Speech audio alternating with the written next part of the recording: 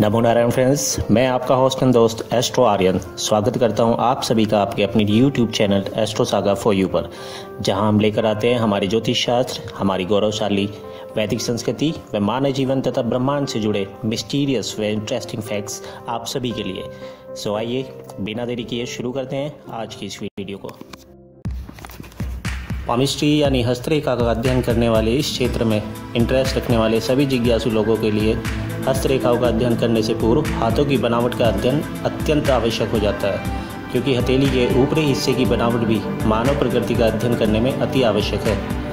एक बेहतर प्रेडिक्शन के लिए ये जरूरी हो जाता है कि हमें हाथ की बनावट व उसके असर का ज्ञान होना अति आवश्यक है। सो फ्रेंड्स, अपनी इस वीडियो में हम आपको बताएंगे कि किस टाइप के हाथ वाले मनुष्य में क्या बुनियादी विशेषताएं अथवा खामियां होती हैं। सो आइए शुरू करते हैं आज की इस वीडियो को।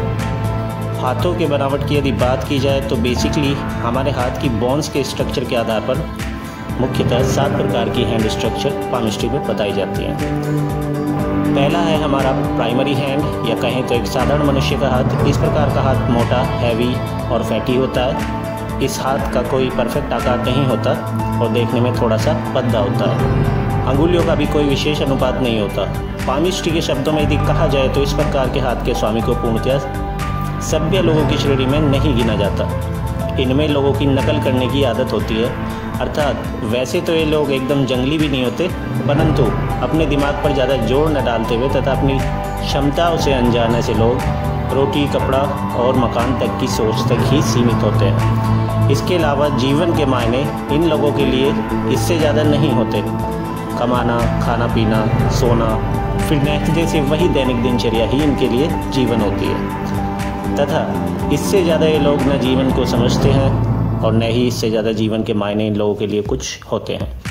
यूँ तो ये लोग मेहनती होते हैं तथा अपने परिश्रम के बलबूते पर ही ऐसे लोग कमाते हुए जीवन यापन करते हैं। कानून, नियम इनके लिए कुछ मायने नहीं रखते और कभी कभी इस प्रकार की नेचर के कारण ये लोग जीवन में क्राइम कर बैठते हैं और इस प्रकार के फील्ड में ऐसे लोग ज़्यादातर पाए जाते हैं।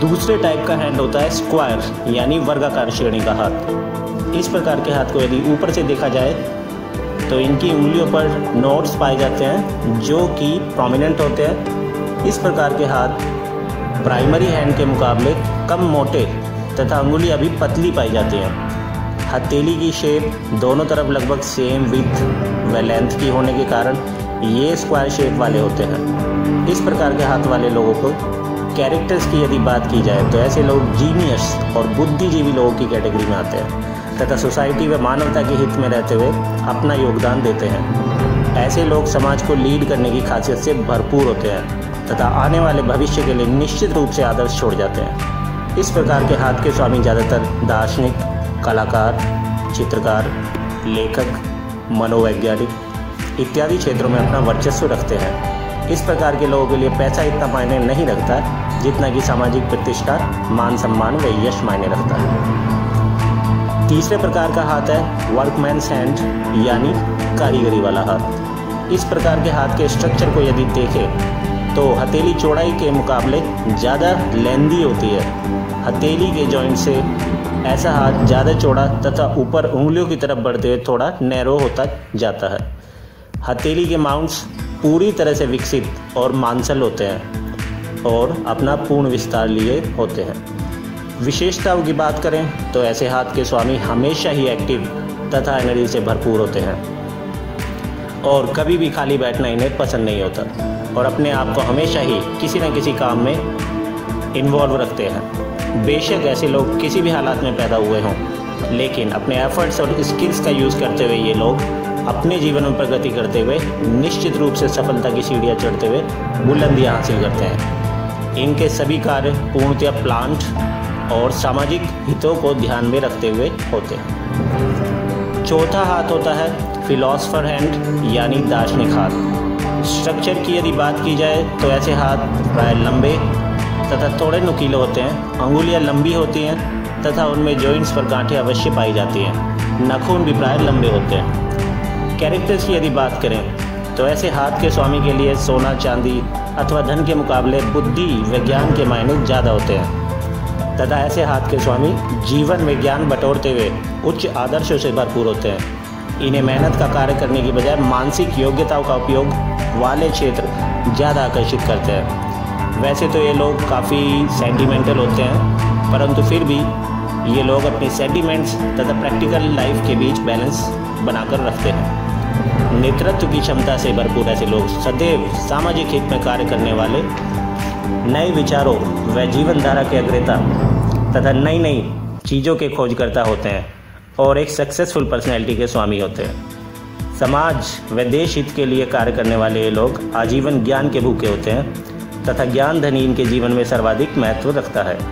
आदर्शवादिता से भरपूर ये लोग सदैव अपना जीवन लोक हित को समर्पित करते हुए एक उच्च कोटि के दार्शनिक, बुद्धिजीवी, कार्यकर्ता के रूप में प्रसिद्धि प्राप्त करते हैं। बेशक इनकी लाइफ में धन की कमी हो, परंतु इसके बावजूद भी ये लोग समाज में अत्यंत सम्मान व श्रद्धा प्राप्त करते हैं। अब पांचवा हाथ आता है एक आर्टिस्ट यानी कलाकार का हाथ। स्ट्रक्चर के आधार पर ऐसे हाथ वालों की उंगलियां पतली, लंबी व बड़े ही सुंदर तरीके से जॉइंटेड होती हैं। ऐसे हाथ मुलायम, नाजुक और गुलाबी रंग की रंगत लिए अत्यंत सुंदर होते हैं। अब आइए बात करते हैं इनके कैरेक्टर्स की। तो ऐसे लोग कुदरत में समाई सुंदरता व कला के भरपूर शौकीन होते हैं। कलात्मक चीज़ों के प्रति इनके मन में हमेशा झुकाव होता है। खुद कलाकार होते हुए ये अन्य व्यक्तियों को भी कलात्मक दृष्टि से ही देखते हैं। कला के सच्चे प्रेमी होते हुए ऐसे लोग यदि एनी हाउ एक सक्सेसफुल आर्टिस्ट न भी बन पाए तो भी ये लोग अपनी जमा पूंजी का काफ़ी बड़ा हिस्सा कलात्मक चीज़ों को इकट्ठा करने पर खर्च कर देते हैं। ऐसे लोग स्वभाव से काफ़ी जेंटल तथा प्रेमी स्वभाव के होते हैं एवं लोगों के प्रति इनके मन में काफ़ी सम्मान व दया भाव होते हैं। सांसारिक दृष्टि से यदि कहें तो ऐसे लोग अपनी काल्पनिक दुनिया में जीते हैं तथा काफ़ी भावुक होते हैं, जिसकी वजह से अपने जीवन में इन्हें फाइनेंशियली काफ़ी उतार चढ़ाव देखने को मिलते हैं तथा स्वभाव में थोड़े आलसी भी होते हैं। मगर यदि ऐसे लोगों की हथेली में थोड़ी सी मजबूती आ जाए तो ऐसे लोग अपनी कलात्मक क्षमता का उपयोग करते हुए काफ़ी धन व यश दोनों ही प्राप्त करने में निश्चित रूप से सफल होते हैं। अब छठा हाथ आता है आइडियल यानी आदर्श हाथ।